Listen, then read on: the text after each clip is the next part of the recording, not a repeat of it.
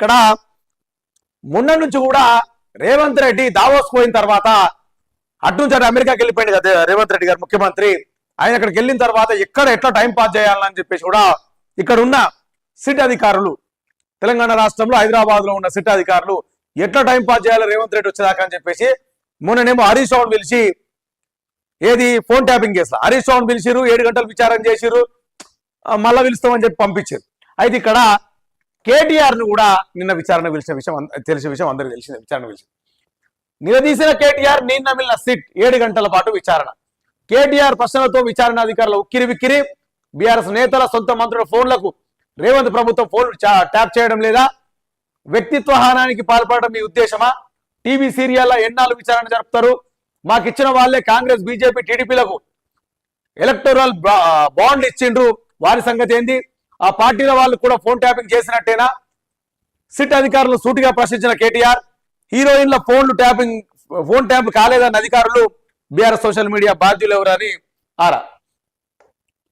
ఇక్కడ వాస్తవానికి ఏదైనా సిట్ అనేది ఒక గవర్నమెంట్ కి సంబంధించిన ఒక సంస్థ. సిట్ అనేది విచారణ చేస్తుంది కదా కేటీఆర్ గారిని. అయితే ఇక్కడ హైలైట్ టాపిక్ ఏంటంటే కేటీఆరే నిలదీసినట్టు ఎవరిని? సిట్ ని. సిట్ ఏం చేయాలా? ఎవరి మీద అభియోగం ఉంటుందో వాళ్ళను విచారించాలి, వాళ్ళని నిలదీయాలి. కానీ ఇక్కడ ఉల్టా జరిగింది. కేటీఆర్ గారే సిట్ను విచారించారట. సిట్ కేటీఆర్ గారిని విచారించలేదు, కేటీఆర్ గారే సిట్ను విచారించింది. అంటే అక్కడ వాస్తవానికి వీళ్ళు చేసింది ఏమీ లేదు. అటు హరీష్ రావు కావచ్చు, ఇటు కేటీఆర్ కావచ్చు, ఫోన్ ట్యాపింగ్ కానీ అటువంటి చేసింది ఏమి లేదు, అంత డొల్లా.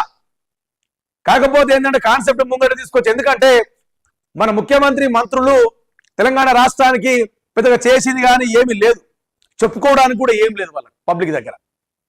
ఈ భూ స్కామ్లు, బొగ్గు స్కామ్లు ఇవన్నీ రాగానే ఈ ఫార్ములా కేసు కేటీఆర్ మూడ పెడతారు, లేదా ఫోన్ ట్యాపింగ్ కేసు అని చెప్పేసి హరీష్ రావు కేటీఆర్ మూడ పెడతారు. ఇది ఒక టైం పాస్ గేమ్ అంతే.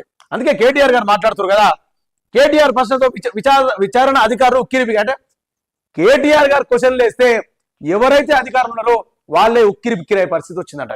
ఎందుకంటే వాళ్ళ దగ్గర ఏమి క్వశ్చన్స్ లేవు, వాళ్ళ క్వశ్చన్స్ వాళ్ళని సమాధానం లేదు.